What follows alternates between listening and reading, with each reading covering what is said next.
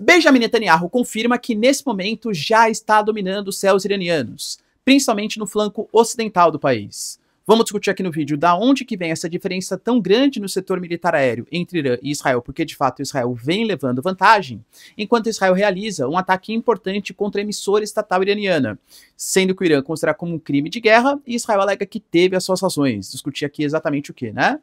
Vale lembrar, pessoal, ainda que Israel garante que eliminar Ali Khamenei, o chefe supremo iraniano, acabaria com o conflito e responde às provocações sobre uma suposta interferência dos Estados Unidos, que não teria autorizado Benjamin Netanyahu a eliminar o chefe iraniano. Será que faz sentido? O professor quer dizer então que o Irã está derrotado? Nada disso. O Irã, inclusive, convoca a população de Tel Aviv para abandonar suas posições, porque hoje, à noite, deve ser realizado o maior ataque contra o solo israelense da história, pelo menos segundo as lideranças iranianas. Vale lembrar também que o Wall Street Journal fala que o Irã está acionando seus parceiros geopolíticos, como Oman e também os Emirados Árabes Unidos, para que eles mediem uma situação de tentar apaziguar os ânimos, como se fosse uma espécie de rendição. Será, pessoal, que faz sentido? Falar um pouquinho também sobre os Estados Unidos, que por mais que publicamente aleguem que está na hora de fazer um acordo, palavras oficiais do Trump, tem, por exemplo, o deslocamento de uma série de aviões-tanque como o KC-135 e KC-46 e está deslocando o porta-aviões Nimitz do Mar da China Meridional em direção ao Oriente Médio. Será que o Trump e os Estados Unidos vai se envolver no conflito? Vale lembrar que a gente tem pressões políticas dos republicanos trumpistas e dos democratas. Será que o Trump vai ser o novo George W. Bush? Para finalizar, pessoal, falar também sobre a cúpula do G7, em que nós temos os países ali desenvolvidos tentando fazer uma espécie de mediação, consenso, e Trump indo exatamente contra todos e ainda colocando que eles, países do G7, feriram os sentimentos do Putin. Eu diria que assim, é uma reunião do G7 que está colocando em oposição os outros países contra os Estados Unidos, e lembrando que o Brasil é um dos convocados e deve participar de uma cúpula amanhã com Mark Carney, primeiro-ministro do Canadá, e também com Zelensky, presidente da Ucrânia. O que vai sair, hein, galera? Se vocês querem entender um pouco mais sobre esses assuntos, e muito mais também sobre geografia, geopolítica, atualidades, política, polêmicas, enfim, tudo para você se manter sempre bem atualizado, já se inscreve no canal, deixa seu like, compartilha esse vídeo, que o professor Ricardo conta muito com a sua ajuda. Belezinha? Pessoal, recado rapidinho da nossa parceiraça do canal. A sua empresa, a sua marca está em perigo. Eu sei porque a minha também estava até pouco tempo atrás, porque eu não tinha um registro no INPI.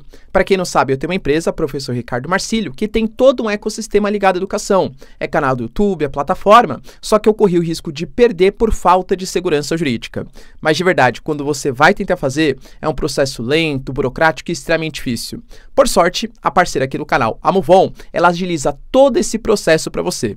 Então, se você quiser, galera, por um preço altamente competitivo, sem burocracia, registrar e ter uma garantia que a empresa, a marca vai de fato ser sua, link na descrição e conta com o serviço da Movon. Você não vai se arrepender. Bom, galera, então bora lá pro vídeo, ó. Como eu trouxe para vocês na introdução, de fato, Israel vem dominando os céus do Irã, principalmente no flanco, na porção ocidental. E aí muitos vêm comentar, né? Ah, professor, você está sendo injusto, você não fala, por exemplo, da diferença demográfica. De fato, existe uma diferença demográfica gritante. A gente fala de um Irã que tem pouco menos de 100 milhões de habitantes, para Israel que tem cerca de 10 milhões de habitantes. Tamanho do exército, por exemplo, também é muito discrepante.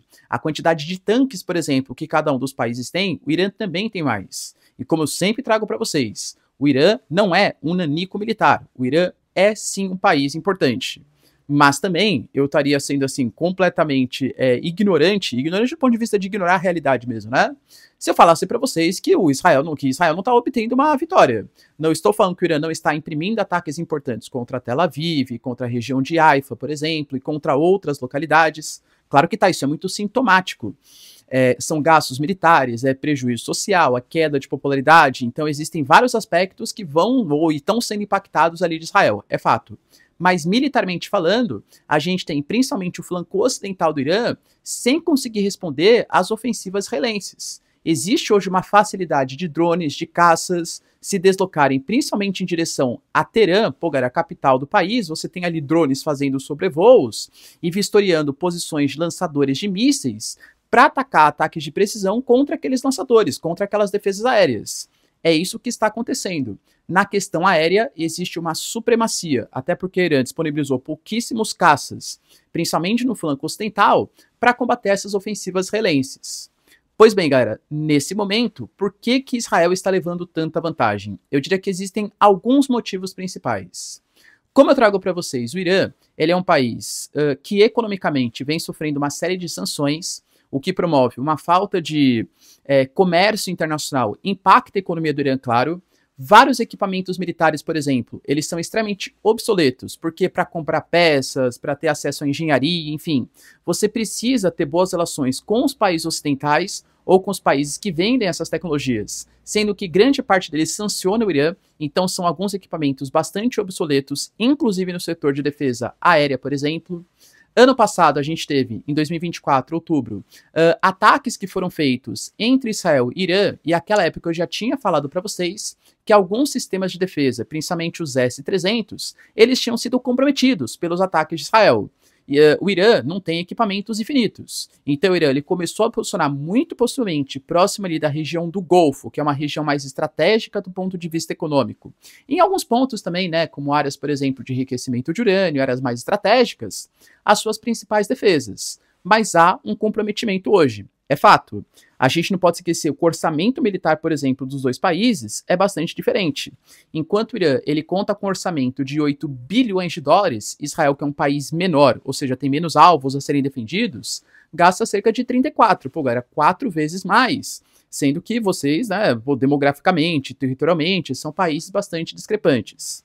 Então, existem algumas vantagens, como, por exemplo, a questão dos aliados. Enquanto Israel, por exemplo, tem o apoio dos Estados Unidos, apoio logístico, apoio de inteligência, os apoios hoje do Irã são quem? China e Rússia, que não é que sejam países desprezíveis, claro que são super importantes, só que eles não estão dispostos a comprar uma guerra ou a financiar mesmo o equipamento militar do Irã contra Israel. Agora, Estados Unidos, aparentemente França, os britânicos estão muito mais dispostos a apoiar Israel contra o Irã do que Rússia e China apoiar militarmente o Irã contra Israel, entende? E os principais aliados regionais do Irã é Hezbollah, que está completamente enfraquecido também por ações de Israel. A Síria de Bashar al-Assad era o coração do Oriente Médio, era o corredor de passagem de toda a logística de troca de equipamentos, troca de recursos, do autodenominado eixo da resistência. E hoje teve a queda, hoje, né, faz tempo aí, teve a queda do regime al-Assad pelos membros do HTS, que hoje é um grupo muito mais pró-Ocidente do que é pró-Irã, por exemplo. O Hamas, o Hezbollah, a Jihad Islâmica, os Houthis talvez ofereçam algum tipo de resistência. Mas não dá para imaginar também que os Houthis vão conseguir se mobilizar com outros grupos enfraquecidos e com o Irã para responder a Israel, entende? Então hoje é fato que Israel vem levando uma vantagem importante. E mesmo que o Irã disponha, por exemplo, de mais tanques ou mais equipamentos militares, a gente está falando de países que estão a 1.500 quilômetros de distância. Você não tem tantas vantagens assim territoriais, pelo menos, de ter mais tanques, vamos colocar assim, outros equipamentos. É uma guerra que está sendo muito feita na base de drones, mísseis, caças, né, do que exatamente por vias terrestres. Até porque, reforço para vocês, se Israel fosse fazer algum tipo de operação para conquistar territorialmente o Irã, eu diria para vocês que eles seriam bastante falhos nos seus objetivos, e penso que a inteligência israelense, o Mossad, sabe disso, né, a inteligência militar, invadiu o Irã com todas as dificuldades geográficas, com a capacidade demográfica e com a capacidade territorial do Irã, olha, aí sim Israel poderia tomar algum tipo de prejuízo, né, no mínimo aí, nesse conflito. Mas agora, como está sendo combatido, é muito mais o jogo de Israel do que exatamente o jogo iraniano. E alguns ataques que Israel vem fazendo são ataques bastante precisos, pelo menos de acordo com seus objetivos. A gente teve, por exemplo, ataques que foram feitos hoje pela primeira vez no flanco oriental do Irã, contra aeroportos ali no flanco oriental, com uma distância ainda maior do território israelense. A gente teve, por exemplo, um ataque que foi feito de precisão também, segundo Israel, contra uma agência iraniana. A TV estatal do Irã, né, conhecida como IRIB, ela sofreu um ataque. E o Irã, inclusive, classificou esse ataque, isso foi reportado pela mídia, você acha as imagens, não vou colocar aqui porque a nossa plataforma não gosta muito, né, desses conteúdos não family friend, mas você tinha ali a jornalista apresentando, dando seus relatos, quando de repente explode um míssil, um ataque, inclusive com vários mortos, segundo o próprio Irã, tá? O Irã considerou isso como um crime de guerra, porque atacar a mídia local, atacar civis, é considerado como um crime pelas deliberações do Acordo de Genebra, só que, mais uma vez, Israel deu as suas justificativas. Se você concorda e se você acha que é verdade, é outra questão, né? O Israel Katz, por exemplo, que é hoje o responsável pela defesa do país, ele alegou, galera, deixou bem claro, que tínhamos mandado alerta para a Força Aérea, que é com a orientação do braço da inteligência, e essa ação teve como alvo o centro de mídia de propaganda do regime, que estava sendo utilizado para fins militares. Ou seja, essa TV era usada sob cobertura civil para conduzir operações secretas com equipamentos e ativos do governo. Ou seja, o próprio Israel Katz colocou que tinha mandado alerta para a população civil saia daí, porque a gente vai realizar um ataque contra uma área que é uma mídia estatal que está sendo utilizada pelo governo iraniano, não exatamente para divulgar informações, mas para propagar desinformações, claro, o que Israel considera como desinformação, claro, né? E para fazer toda uma lógica de ajuda militar, equipamentos, comunicação, para atacar Israel. Se você considera legítima ou não esse argumento de Israel, de novo, né, são outros 500. Mas ataques foram realizados e o Irã, mais uma vez, considerou como um crime de guerra, inclusive exigindo que a AIA, que é um órgão da ONU, que os BRICS, olha a importância, o Irã faz parte dos BRICS, isso é um ponto importante, e que Rússia e China condenem as ações israelenses, tratando-se de crimes de guerra contra o povo iraniano. E eu sempre trago para vocês, né, que a principal discrepância nos assuntos está ligado ao programa nuclear iraniano, porque o Irã alega que o seu programa nuclear era somente para fins pacíficos e a própria AIA, agência da ONU, deliberava isso até o Trump sair do acordo. Recentemente, a AIA, ou pelo menos o Conselho de Governadores em maioria, porque Rússia, China, Burkina Faso falaram que não, o Irã estava enriquecendo o urânio acima do permitido para fins bélico-nucleares. O Irã fala que é mentira e propaganda ocidental. Tá? Mas alguns setores dos Estados Unidos vão até discutir isso, consideram que a culpa do começo do conflito era de Israel, porque o Irã estava negociando, enquanto Israel fala que o Irã, na verdade, não estava negociando, só estava enrolando os Estados Unidos para continuar com seu programa nuclear. Independente, cara, dessas questões, né, de quem você acredita ou não, pelo menos nesse momento, é fato que o Netanyahu deu mais declarações polêmicas agora sobre o Ayatollah Khamenei. Para quem não sabe, o grande chefe, o líder supremo do Irã, a gente tem informações que Israel já planejava fazer o ataque desde maio, mas o Trump ele foi evitando que os ataques fossem feitos, porque o Oman estava mediando a situação entre Irã e Estados Unidos. Depois dos os acordos não avançarem, Israel fez os ataques. Segundo parte da mídia ocidental, o Trump ele teria bloqueado que o Ali Khamenei fosse morto nessa ofensiva contra o Irã, alegando que uma morte do Ali Khamenei poderia fazer um conflito generalizado no Oriente Médio. E o Trump aparentemente não quer isso. A gente vai discutir que em questões políticas, quem é mais MAGA, Make America Great Again, não exatamente os republicanos, mas aquele cara mais trumpista, ele sempre se gaba de colocar que o Trump é o cara responsável pela paz mundial, que os Estados Unidos não vai gastar dinheiro em conflitos internacionais e vai tentar defender as suas próprias fronteiras. O dinheiro do contribuinte americano vai ficar nos Estados Unidos. Então, participar de uma guerra ou iniciar um grande conflito no Oriente Médio mancharia a imagem do Trump e até os seus objetivos políticos, né? Pois bem, galera, o Benjamin Netanyahu, ele deu algumas declarações um pouco polêmicas. Ele colocou, por exemplo, que matar o Ayatollah Khamenei simplesmente acabaria com o conflito e não prolongaria, como alguns analistas vêm colocando, e que, aliás, ele vai fazer o que for preciso, de acordo com os interesses de Israel, dando algumas cutucadinhas e colocando, por exemplo, que se os Estados Unidos pensam que o conflito vai acabar em Israel, os Estados Unidos está errado, porque primeiro vai ser Tel Aviv e depois vai ser Nova York, e alegando, inclusive, que o Irã já teve planos para eliminar o Trump por 2 vezes. Então, o que Israel está fazendo seria quase que um favor para os Estados Unidos. O Netanyahu não confirmou, mas também não falou que não aconteceu essa pressão do Trump para que o Ayatollah Khamenei não fosse morto, mas alegou que o Israel vai seguir os seus próprios interesses. Será, galera, que teve esse mando aí do Trump contra a morte do Ali Khamenei? Deixa aí nos comentários. Enquanto isso, galera, a gente tem também, porque como eu falei, o Irã não é qualquer país. Estamos falando de uma grande potência bélico-militar do Oriente Médio. Que talvez no jogo, entre aspas, que está sendo disputado, que é no setor aéreo, Israel leve uma vantagem. Mesmo assim, o Irã tem grande capacidade, por exemplo, de mísseis balísticos. E o Irã vem realizando ataques importantes, por exemplo, contra Haifa, contra Tel Aviv. O Irã, por exemplo, alegou já ter abatido 4 caças F-35 de Israel, que são caças ultramodernos. Então, por mais assim que o Israel esteja levando vantagem, o Irã vem fazendo ataques também, do ponto de vista militar, claro, expressivos. O Irã deu um anúncio hoje para a população israelense a abandonar as mediações de Tel Aviv, porque alega que grande parte da concentração de capacidade militar, etc., está em Tel Aviv, e que depois hoje é o 4º dia, né, de trocas aí de ataques entre Israel e Irã, está mais do que na hora de Israel sofrer o maior ataque da sua história. Ou seja, hoje à noite promete, pelo menos segundo o Irã, claro. Eles alegam que eles vão fazer os maiores disparos da história contra o solo israelense em Tel Aviv, contra a capital do país, alegando que ali eles vão destruir grande capacidade da inteligência e dos equipamentos militares israelenses. Será, galera, que de fato vai acontecer? Fato é que a gente tem, por exemplo, o Irã alegando que ele estaria até disposto a fazer algum tipo de acordo de paz, algum tipo de mediação, mas, segundo o Irã, enquanto Israel continuar atacando posições do Irã, ele não vai querer negociar um cessar-fogo e que, enquanto a resposta ao ataque preventivo que Israel fez, atacando posições, instalações militares, centros de enriquecimento de urânio, matando lideranças militares e matando cientistas também, o Irã não vai negociar. Ou seja, tem que esperar dar sua resposta.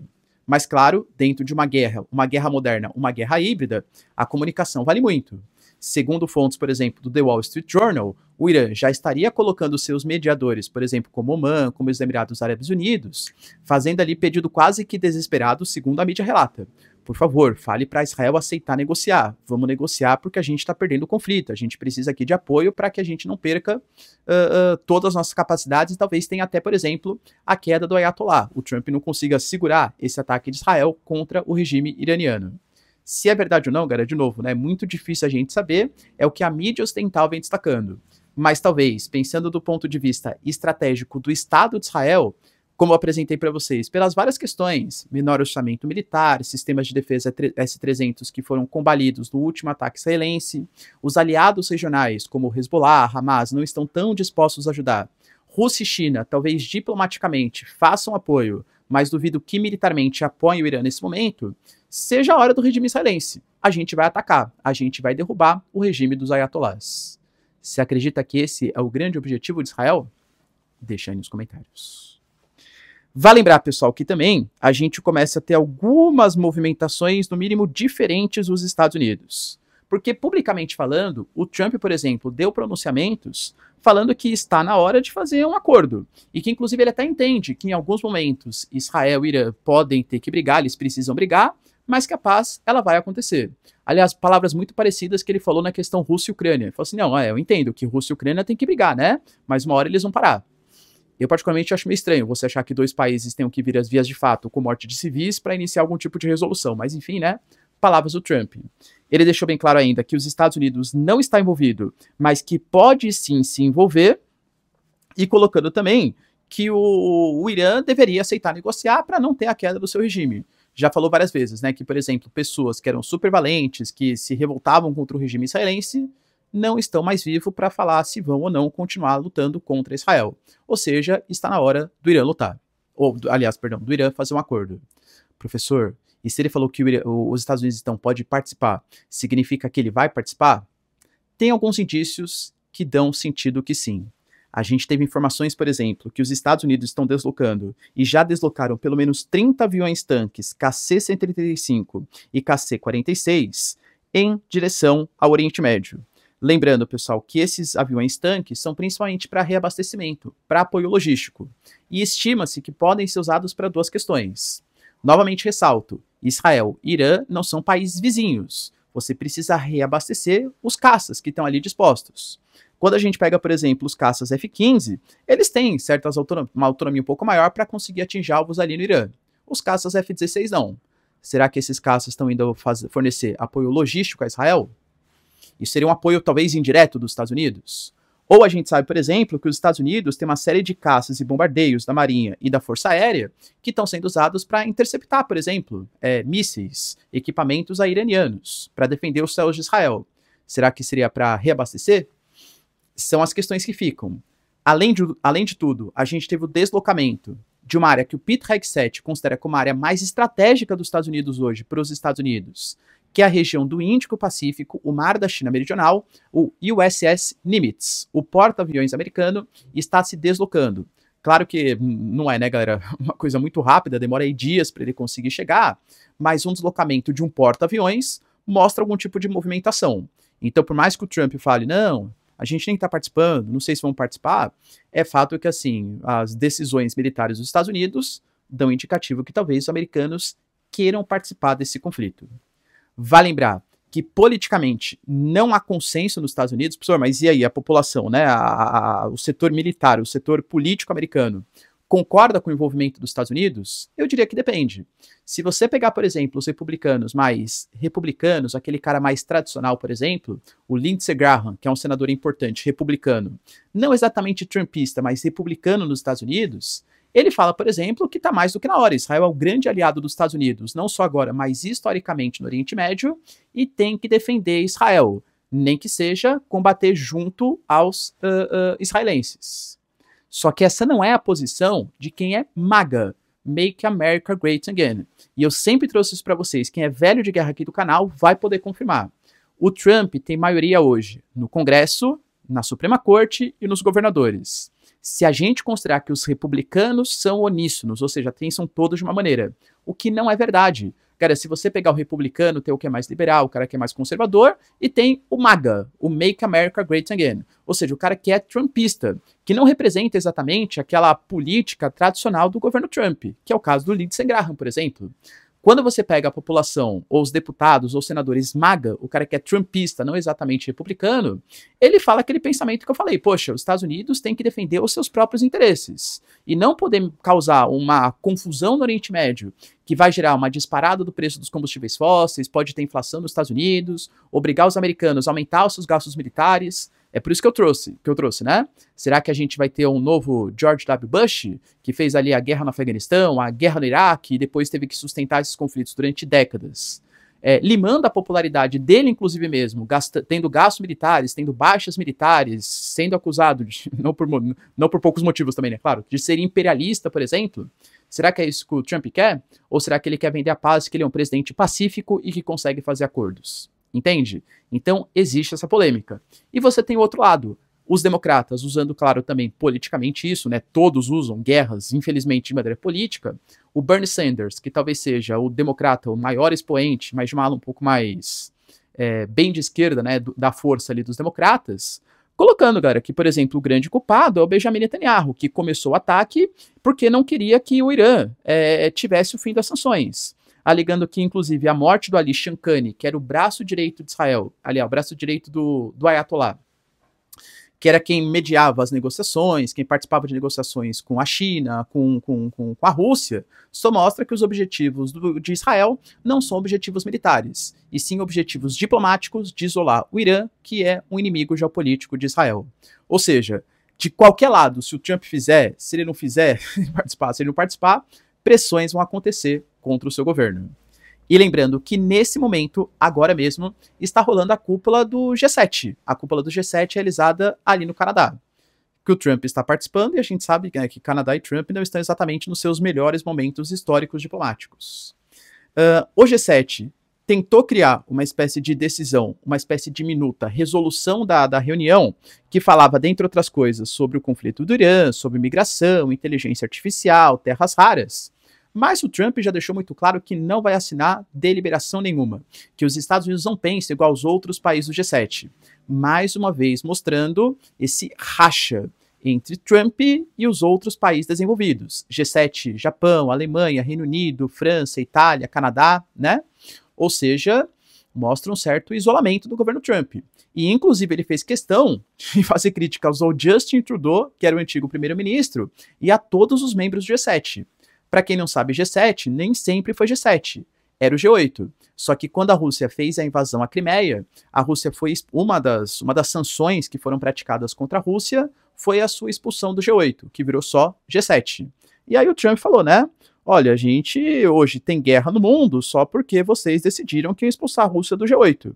Ele falou com o Putin e que o Putin se sentiu insultado com essa expulsão. E que, aliás, ele também se sentiria. Mas na época vocês escutaram o Justin Trudeau e aí expulsaram a Rússia. Isso fez com que o Putin ficasse chateado e fizesse a guerra contra a Ucrânia. Ou seja, ainda jogou na cara dos países europeus e do Japão que a culpa pela guerra Rússia-Ucrânia é dos países europeus. Como eu falo, né, galera? O Trump é, no mínimo, assim, uma revolução na diplomacia geopolítica dos Estados Unidos. Então não vai haver, pelo menos não com a assinatura dos Estados Unidos, essa resolução comum. Embora todos os países do G7 estejam pedindo para que haja uma paz, uma resolução, até porque existe a possibilidade, segundo jornais, segundo mídia internacional, que caso o Irã decida fechar o Estreito de Hormuz, porque não vê saída a não ser limitar o acesso econômico ao petróleo, isso pode fazer com que o preço dos combustíveis, pelo menos do barril de petróleo, chegue a 120 ou 130 dólares. Vale lembrar, pessoal, que nessa cúpula do G7, Brasil está convidado, bem como a Ucrânia. Segundo fontes do Itamaraty, está marcado para amanhã, não foi confirmado ainda, mas uma reunião entre aliás, vai ser a primeira vez que o Lula e Trump vão sentar numa mesma mesa de negociações, hein? Vamos ver o que vai dar. Mas além disso, Mark Carney e Zelensky, aparentemente, têm uma reunião com Lula, uma reunião com o presidente do Brasil, para fazer algumas deliberações sobre a guerra Rússia-Ucrânia. Confesso, cara, que Ucrânia e Brasil não vêm nas suas melhores relações. O Lula falou, por exemplo, que o Zelensky era pouco inteligente, já que queria fins militares, não pelas vias diplomáticas. O Zelensky falou que o avião do Brasil passou e que o Brasil não é mais um mediador importante, um ator importante na cena de paz. O Brasil tenta se oferecer como mediador junto com China, né, e Brasil, fazer aquele clube dos amigos, clube pela paz dos amigos. Mas não acho que a Ucrânia vai aceitar. Vamos ver o que de fato pode sair dessa reunião. Beleza, pessoal? Deu para entender os principais acontecimentos? Se vocês curtiram o vídeo, então, ó, já deixa seu like, se inscreve no canal. Tamo junto, beijos, abraços e tchau, tchau.